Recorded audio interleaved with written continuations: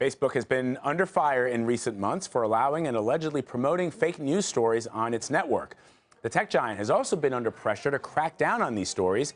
Now the company is taking new steps to fight the rising tide of fake news with a 4-point plan. Executive editor from CNET, Roger Chang, joins me now to break this all down. Good to see you, Roger. Good to be here. All right, so Facebook is saying that their plan to fight these fake news stories falls into 4 different areas. Explain that 4-step plan. Sure. First step is to make it easier for people to report fake news.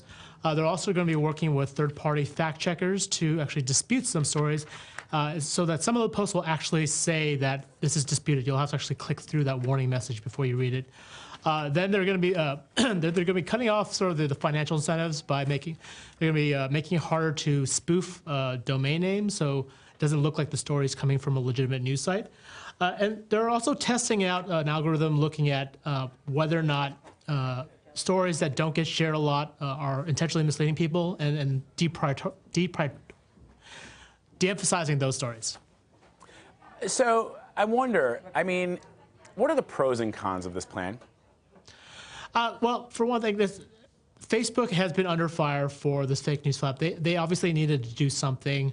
A lot of these elements seem like they're logical steps to kind of helping with sort of the fake news scourge. I mean, the idea of making it easier to report fake stories is a good one in theory, but that can also be something that can be abused. If it's a story that you don't agree with, you could just flag it as fake, and if enough people do that, then that story is considered fake at Facebook. So that's a real problem. It's a real question that Facebook still needs to answer.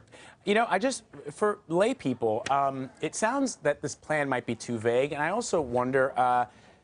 You know, is it because, I mean, why not just ban them completely? If they have an algorithm that can figure out stories that are fake, why not just take them off the website absolutely completely and not just give people a heads up that they may be fake? They're not, I don't know if Facebook thinks of themselves as a news organization, but they're not. They're not a newspaper or even a website like, for example, BuzzFeed. Why don't they just get rid of them?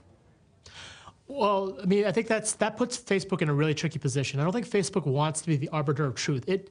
I don't think that algorithms can really determine what's fake or not, or they don't want to be in a position to use their algorithms to determine whether or not a story is fake, because they don't want the ultimate justification, or they don't want the ultimate responsibility of posting these fake stories or truthful stories. That's why they're working with these third-party fact-checker groups to add an air of credibility to some of these stories.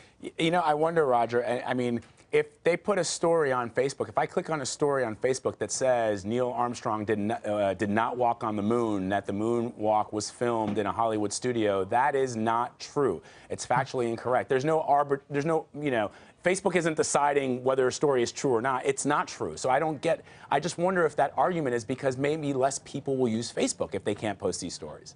I mean, that could be it. Again, you give a very obvious example. There are examples that are a lot less obvious, and right. I don't think Facebook wants to be in that position at all. All right. So Facebook CEO Mark Zuckerberg said that he thinks the idea that fake news on Facebook influenced the election in any way is pretty crazy. But Facebook is a huge media power, even though I wouldn't consider them a news source.